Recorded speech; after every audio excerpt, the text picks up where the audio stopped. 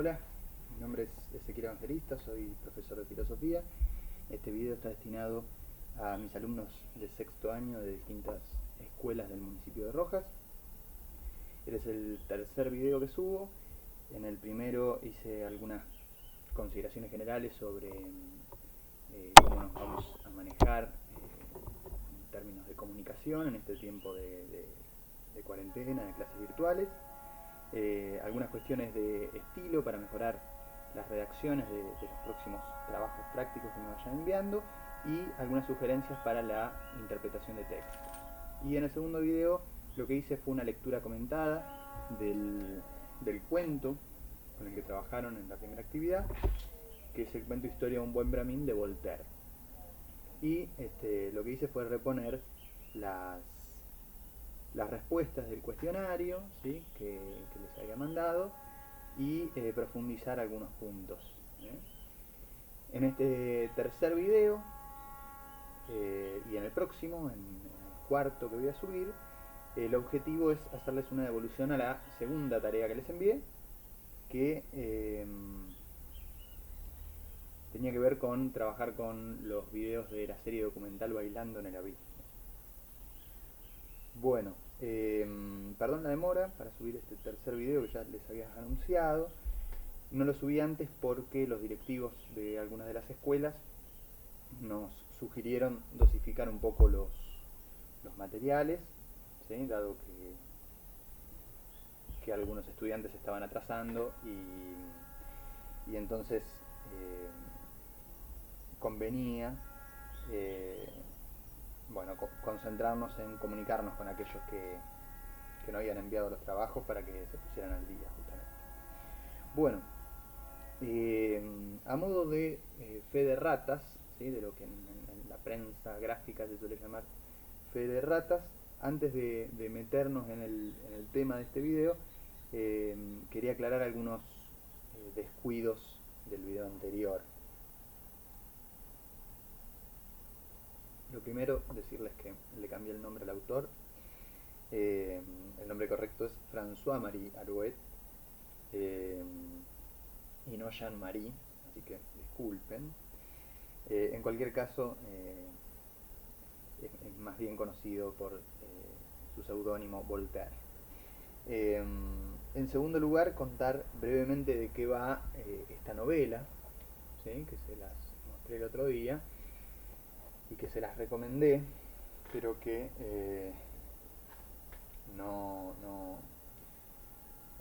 no dije demasiado, ¿no? Entonces, contarles que Cándido, la novela Cándido o El optimismo, es justamente una historia en la cual Voltaire nos presenta a este personaje que habíamos caracterizado ligeramente como un optimista radical, ¿sí? Como una persona cuyo optimismo lo llevaba también a ser un conformista.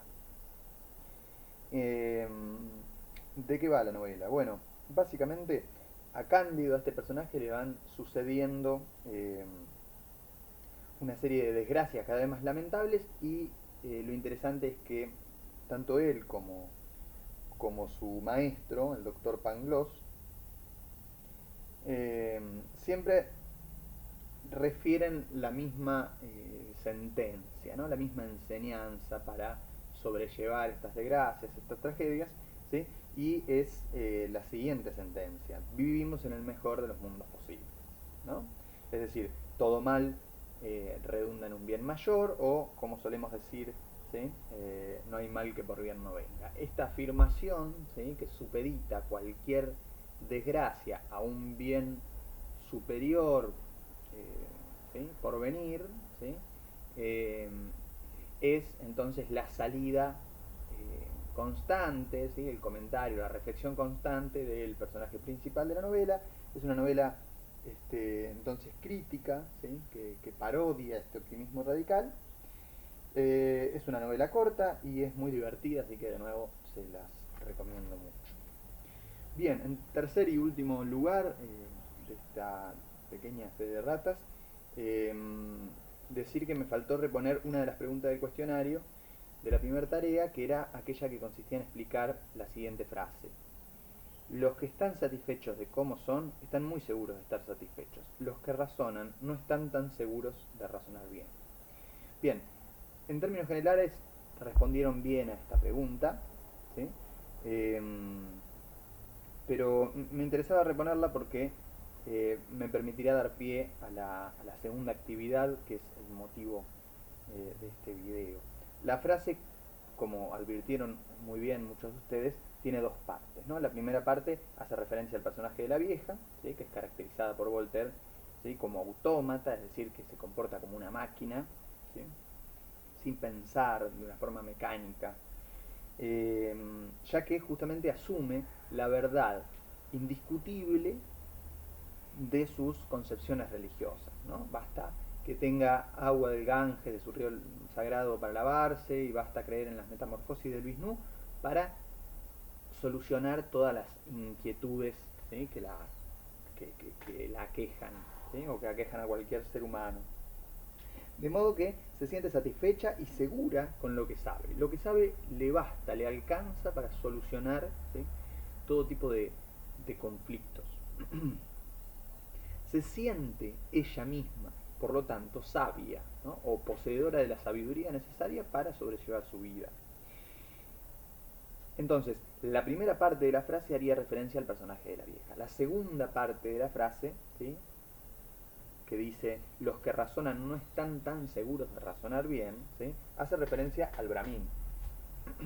Un personaje que razona, ¿sí? Que ha cultivado o enriquecido su razonamiento a lo largo de su vida, pero que sin embargo, lejos de conducirlo, este ejercicio, a una seguridad y a una sabiduría ejemplares, lejos de eso, su formación lo ha llevado más bien a complejizar su manera de ver el mundo, y entonces esto le ha generado más preguntas que respuestas, ¿sí? Entonces no está tan seguro de razonar bien, y entonces él más no se siente sabio. La gente lo considera sabio, por eso acude a él en busca de respuestas, pero él no se considera sabio, él más bien se reconoce ignorante, y aquí radica de alguna manera el conflicto del cuento, ¿no? Yo decía en el video pasado, la tensión fundamental no es entre riqueza y pobreza, eso es un malentendido, es no jerarquizar bien la información.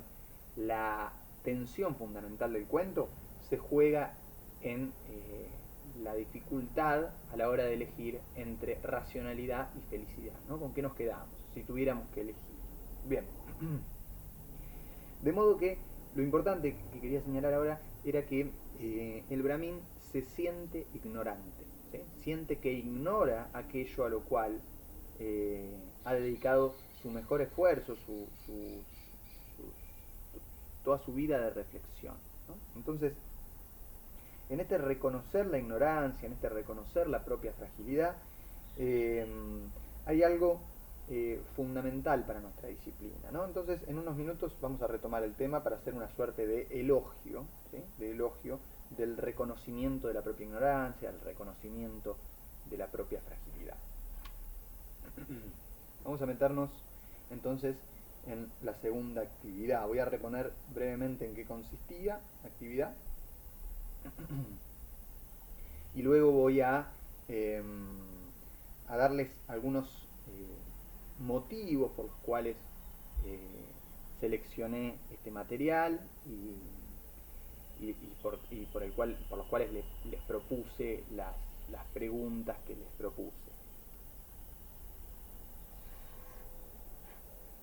Bien.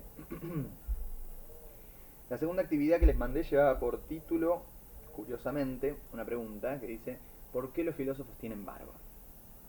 Bien, la pregunta se la debemos a la serie documental Bailando en el Abismo, que está disponible en YouTube. Y la propuesta de la segunda tarea consistía en mirar algunos de los capítulos de la serie y contestar entonces algunas preguntas. Como ya les dije, es muy recomendable la serie. Y cabe destacar que fue presentada en Rojas, ¿sí? A principio del año 2016, con la presencia de uno de sus directores. Hicimos una actividad en el Centro Cultural La Minga, en el marco del ciclo Filosoqué. Fue la actividad que le dio comienzo, de hecho, al ciclo Filosoqué. Es un ciclo de actividades de filosofía para todo público, del cual voy a hablarles pronto, ¿sí? Vamos a seguir conversando sobre ese ciclo, pero bueno, contarles esto, ¿no? Que la serie la proyectamos y con la presencia de uno de los directores fuimos haciendo este ejercicio, ¿sí? Que ahora estoy haciendo con ustedes, mirar los videos y discutirlos, comentarlos, ¿sí? Tratar eh, de apropiarnos de algunas de sus afirmaciones, tratar de problematizar otras, ¿sí? Bien, ¿en qué consiste la serie Bailando en el Abismo? Bueno, dos compañeros míos de la facultad, Román Martino y Nicolás Palou, tuvieron la idea, ¿no? De entrevistar a otros compañeros de la carrera, ¿no? De la carrera de filosofía de la Universidad de Buenos Aires. Les hicieron 4 preguntas más o menos probables, preguntas que podemos encontrar en casi cualquier manual o curso introductorio a la filosofía. Preguntas como, por ejemplo, ¿qué es la filosofía? Preguntas como, ¿para qué sirve la filosofía? Si hay placer en la filosofía y cómo te acercaste a la filosofía. Y además de esas 4 preguntas, le hicieron 4 preguntas que partían de prejuicios que la gente ajena a la filosofía tiene sobre la filosofía. Bien, vamos a detenernos un minuto acá. ¿Qué es un prejuicio? Bueno, como les aclaré en la actividad, es una palabra compuesta en principio, ¿no? Tiene un prefijo, ¿sí? El prefijo pre, que indica una situación previa, y luego la palabra juicio, ¿no? Un juicio podríamos traducir la palabra como una opinión razonada. Entonces, ¿qué es un prejuicio? Es opinar antes de, previamente, a estar en condiciones, ¿sí? De hacerlo razonadamente, ¿no? Todos tenemos prejuicios. Es un poco inevitable tener prejuicios, es decir, tratar de conocer el mundo con las herramientas de las cuales ya disponemos.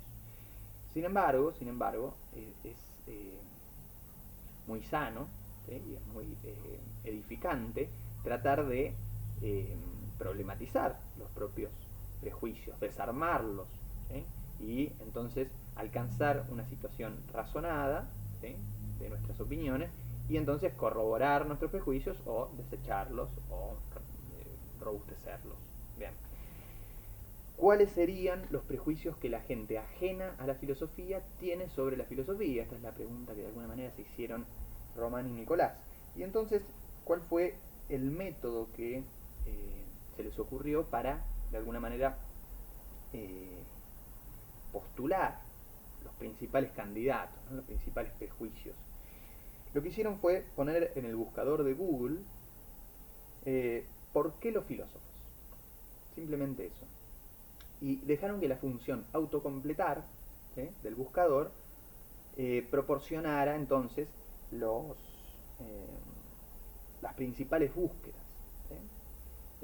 Postular a las principales búsquedas, ¿sí? Ustedes vieron que si en el buscador de Google ustedes ponen alguna palabra, ¿sí? O alguna frase incompleta, el propio buscador trata de adivinar, ¿no? En base a búsquedas anteriores, cuál es el objetivo, ¿sí? Al cual nos dirigimos. Bueno, esto mismo hicieron Román y Nicolás. Y las preguntas entonces que surgieron son preguntas sumamente curiosas, muy poco probables para justamente la institución universitaria.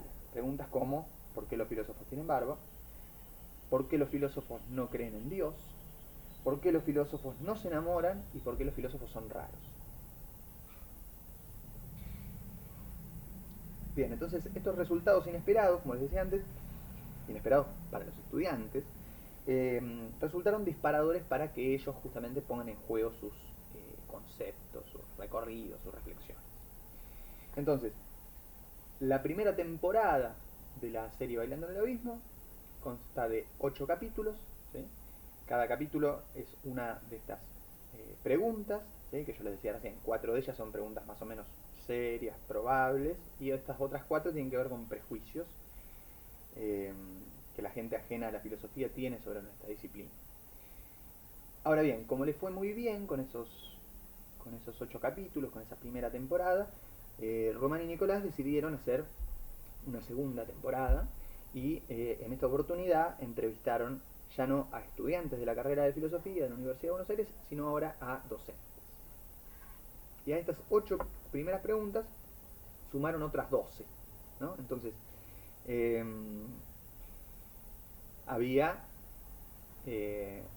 mejor dicho, hay 20 capítulos entonces de la segunda temporada de Bailando en el Abismo, donde los entrevistados son docentes, profesores de la Facultad de Filosofía y Letras de la UBA. Y además de esos 20 nuevos capítulos, y a modo de adelanto de la segunda temporada, los directores fueron subiendo a YouTube algunos fragmentos de las entrevistas de forma aislada, ¿sí? Entonces, en resumen, la idea era que ustedes trabajaran con 2 capítulos de la primera temporada, más precisamente el número 1 y el número 4, el video adelanto número 2, ¿sí? Adelanto de la segunda temporada, es un fragmento del profesor Mario Caimi, y otros 2 videos de la segunda temporada que son el 1 y el 9, ¿sí? Esa es básicamente la tarea que se me ocurrió. Entonces ahora quiero pasar a exponerles algunos de los grandes motivos por los cuales propuse esta segunda actividad, retomando algunas referencias de los videos que no forman parte de esta selección, ¿no? El otro día estuve volviendo a mirar la serie completa, tomé algunas notas y entonces se me ocurrió un poco para volver a recomendarles la serie en su totalidad, ¿sí? Darles algunos motivos de por qué seleccioné este soporte para nuestro segundo trabajo práctico. Sí, entonces hacer referencias a otros videos de la serie. Bien, comencemos. El primer motivo es de la índole de lo personal. Hay una de las preguntas que aparece en ambas temporadas que es ¿cómo te acercaste a la filosofía? ¿No? Y si ustedes miran los capítulos, tanto de los estudiantes como de los docentes, van a notar que en esta pregunta al menos es bastante similar, ¿no? Todos nombran o bien algún texto, ¿no? Algún libro que hubieran en la casa de ellos que los llevó a interesarse por la filosofía y a seguir esta carrera. Otros hablan de algún problema o alguna pregunta, ¿no? que los inquietaba a tal punto de que decidieron justamente tomar una decisión, ¿no? En su plan de vida que apuntara a justamente formarse para tratar de responder esta pregunta, de afrontar este problema. Y otro tópico que aparece muy recurrentemente es el hecho de que alguna persona, ¿sí? Algún referente, de alguna manera, hiciera justamente que la disciplina nos convoque, ¿no? Y donde este referente en algunos casos es un familiar, ¿no? Cierto tipo de afinidad familiar, y en otros casos es un profesor, justamente, ¿no? Un docente. En mi caso, ya lo he dicho muchas veces a esto, yo estudié filosofía gracias a o por culpa de Juan Carlos Llaurado, que fue mi profesor de filosofía, el profesor de filosofía de muchos rojenses. Bueno, ya tendremos también oportunidad de hablar de Juan y de leerlo durante el año, pero además, digamos, de yo haber llegado a la carrera a partir de una influencia docente, un chico como yo, recién salido de la escuela secundaria, de la técnica en mi caso, llegado desde el interior de la provincia de Buenos Aires a Capital Federal, a esa ciudad inconmensurable para mis ojos ¿no? y un poco inentendible para mi experiencia. Recién llegado también a la universidad, que fue también un momento, ¿no? bien significativo, con tantas expectativas. Encontrarme con todos estos compañeros y con todos estos docentes que aparecen en los videos y tantos otros que no aparecen en los videos también, bueno, fue para mí la confirmación de lo que estaba buscando, ¿no? Entonces, de lo que quería hacer con mi vida. Entonces, en primer lugar, les asigné esta tarea para tener, digamos, una excusa para volver a detenerme a escuchar a estos referentes, volver a mirar esas brújulas averiadas, de alguna manera, que, bueno, que me ayudaron a dar mis primeros pasos en esto que en uno de los videos Silvia Mañavaca caracteriza como la gran aventura del pensamiento, ¿no? Un poco, digamos, una muy linda frase, ¿no? Para caracterizar de qué se trata la filosofía, ¿no? Justamente, es... esta frase aparece en el video sobre para qué sirve la filosofía, ¿no? Y Mañavaca dice, bueno, sirve para ejercitarnos de alguna manera para la gran aventura del pensamiento. Así que bueno, ese es el primer motivo, un motivo de la índole de lo personal. El segundo motivo es de carácter más bien pedagógico. Tiene que ver con edificar sobre lo edificado, ¿sí? No solamente sobre los propios recorridos que ustedes ya traen incorporados, sino también sobre lo poquito que llevamos hecho a partir de la primera tarea, ¿sí? Que es básicamente el cuento de Voltaire que estuvimos analizando, ¿sí? El cuestionario que estuvimos resolviendo, y los videos, bueno, que les mandé como devolución a esta primera tarea. Entonces, como les decía, el primer texto tuvo como objetivo presentarles algunos de los grandes temas, algunos de los grandes problemas o algunas de las grandes preguntas, ¿sí? De la filosofía, de nuestra disciplina. Y entonces ahora la serie Bailando en el Abismo puede permitirnos, creo yo, profundizar dichos temas, así como presentarnos nuevos temas, nuevos problemas, nuevas preguntas, ¿sí? Entonces, ustedes recordarán que uno de los temas que preocupaba al Brahmin, que aquejaba su labor, ¿no? Como autoridad religiosa, es que la gente venía a él en busca de respuestas referidas fundamentalmente al tema de lo sagrado, lo divino o lo sobrenatural, ¿no? En el cuento aparece esto codificado en una religiosidad específica que es el hinduismo. Bueno, este tema, la relación entre filosofía y religión, se puede abordar a partir de la serie Bailando en el Abismo con la pregunta ¿por qué los filósofos no creen en Dios? Que, como les decía antes, es una pregunta que parte de un prejuicio, ¿no? Ustedes cuando vean el video van a advertir justamente que muchos de los profesores y de los estudiantes lo que hacen es cuestionar, bueno, no es cierto eso. Uno puede revisar la historia de la filosofía y encontrar incluso quizás más filósofos y filósofas creyentes, ¿sí? O practicantes de alguna religiosidad que filósofos o filósofas ateos o ateas. Bien, la principal tensión del cuento, lo dije también en varias oportunidades, del cuento de la historia de un buen Brahmin, es la tensión entre razón y felicidad, ¿no?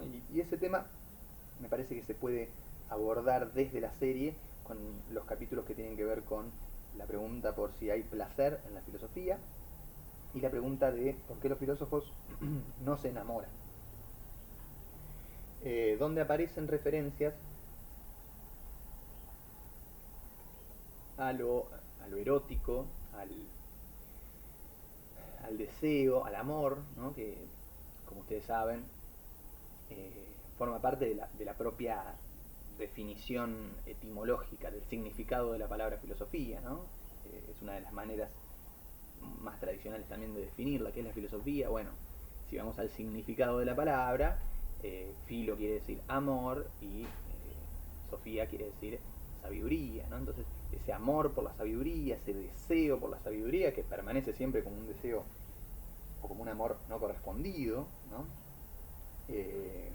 Como algo que no se alcanza, que no se satisface. Y en ese sentido, y retomando lo que decíamos al principio, el filósofo no es un sabio, sino que es antes que nada alguien que reconoce su propia ignorancia, ¿sí? Alguien que reconoce su propia fragilidad. Una de las más famosas frases de la historia de la filosofía corresponde a Sócrates, ¿no? a quienes muchos le otorgan el epíteto de padre de la filosofía, y una de sus frases más famosas es justamente solo sé que no sé nada. Entonces ahí hay un reconocimiento de la propia ignorancia. Entonces, de nuevo, para pensar esta relación entre la razón y la felicidad, ¿sí? O podríamos decir la relación entre la razón o la racionalidad y el deseo, bueno, les recomiendo entonces los capítulos que hacen referencia a si hay placer en la filosofía, y otra pregunta que parte de un prejuicio, que es la pregunta ¿por qué los filósofos no se enamoran? Durante el cuento también aparecían referencias al lenguaje, ¿no? Al uso del lenguaje característico que hacen los filósofos. Decía el Brahmin, hablo mucho, ¿no? Me hacen preguntas sobre todos estos mundos y hay que responderlas. Yo mismo en el primer video, de hecho, también les recomendé como estrategia, digamos, para mejorar las redacciones, que escriban, que suelten la mano, ¿sí? Que escriban tanto como puedan. Y me quedé pensando en esto cuando miraba el video correspondiente a la pregunta ¿por qué se dice que los filósofos son charlatanes? ¿No? Bueno, también recomendarles ese capítulo para pensar esta necesidad del Brahmin de responder estas preguntas, aun cuando, como ya dijimos, no cree él tener buenas respuestas para esas preguntas con que la gente, con las que la gente acude a él. Finalmente, últimas dos cuestiones. La relación entre pensamiento y materia, o alma y cuerpo, otro de los problemas que dijimos o que relevamos lo preocupaban al Brahmin. Lo pueden profundizar un poco a partir de la pregunta o del capítulo que lleva por título si un árbol cae en el bosque y nadie lo escucha, ¿hace ruido? ¿Sí? Esto forma parte de la segunda temporada, es una de las preguntas, ¿sí? Así como la anterior, porque se dice que los filósofos son charlatanes, son preguntas que solamente aparecen en la segunda temporada, respondida por entonces los docentes de la carrera de filosofía. Y las caracterizaciones de los personajes que hicimos, ¿no? Caracterizamos a la vieja como una gran representante del sentido común, ¿no? Hace unos minutos, de hecho, también hablábamos de los prejuicios que la gente ajena a la filosofía tiene sobre la filosofía y qué son los prejuicios, sino justamente estos sedimentos que se acumulan en el sentido común. Bueno, una de las preguntas de esta segunda temporada, una de las nuevas preguntas que aparecen en esta segunda temporada es ¿qué es el sentido común? ¿No? Entonces, bueno, cuando miraba el video me venía a la cabeza una frase de un filósofo judío llamado Franz Rosenweig, que dice algo muy bonito, una definición de filosofía. Él decía que la filosofía es la enfermedad del sentido común, ¿no? Fíjense cómo esta noción patológica de la filosofía nos puede sonar muy familiar, es un poco el padecimiento que está sufriendo el Brahmin, nuestro personaje, el personaje del cual estuvimos charlando. El Brahmin, por otro lado, podemos también repensarlo en su relación problemática con el conocimiento a partir de otro de los capítulos nuevos, otra de las preguntas nuevas que aparecen en la segunda temporada, que es la pregunta ¿por qué los filósofos son soberbios? ¿No? Hay una relación ahí entre la soberbia y la modestia. ¿No? La soberbia podemos también referenciarla con otro de los grandes lugares comunes que se utiliza para definir a la filosofía, ¿no? Que es la filosofía como la madre de todas las ciencias, ¿no? Una de las profesoras dice, bueno, algo más soberbio que eso no existe, ¿no? Y justamente este carácter de madre de todas las ciencias tiene que ver con esa pretensión del filósofo de expedirse, ¿no? De hablar sobre la totalidad de la realidad, ¿no? Y en ese sentido yo me acordaba de una definición que aparece en este libro, que es un libro, un manual muy famoso, muy utilizado en nivel terciario sobre todo, es el manual de Carpio, de Adolfo Carpio, se llama Principios de Filosofía, y en una de las primeras páginas dice Carpio que el filósofo es un especialista en generalidades, ¿no? Entonces fíjense, otra definición de filosofía posible, ¿no? Un especialista en generalidades. ¿no? Ahí podemos ya ver el carácter contradictorio. Un especialista es alguien que se dedica a algo, ¿no?, particular, ¿no? Cada vez más especialista es en tanto cada vez más eh, recortada es esa particularidad en cualquier disciplina. Sin embargo, ¿sí?, este juego de palabras hace referencia a que el filósofo no se detiene en los particularismos, sino que trata de poner a la particularidad, ¿sí?, en juego, en relación, ¿sí?, en un pensamiento holístico con la totalidad. Entonces, el filósofo es un especialista en generalidades, o es un antiespecialista, podríamos decir, es otra definición posible en esta disciplina. Bueno, hasta aquí entonces algunas relaciones que se me ocurría tejer entre nuestro primer material, una pieza literaria, un cuento, y este segundo soporte, que son los videos de una serie documental. Hay otros tantos capítulos con preguntas como: ¿cuál es la idea más brillante de la historia de la filosofía? ¿Cuál fue tu mayor satisfacción como docente de filosofía? ¿La filosofía tiene que salir a la calle?, ¿no? Una pregunta que tiene que ver con el academicismo versus la divulgación de filosofía. Preguntas también como: ¿cuál es la diferencia entre ser filósofo y ser profesor de filosofía? ¿A qué problemas filosóficos te dedicas?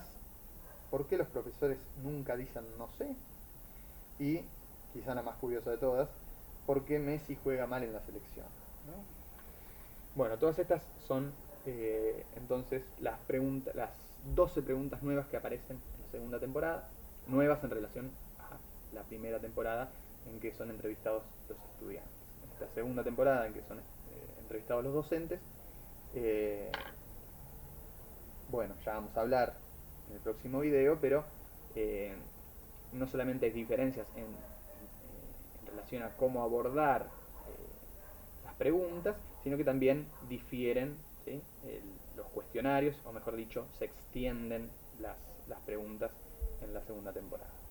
Bueno, vamos a dejar acá, para que el video no se haga tan largo.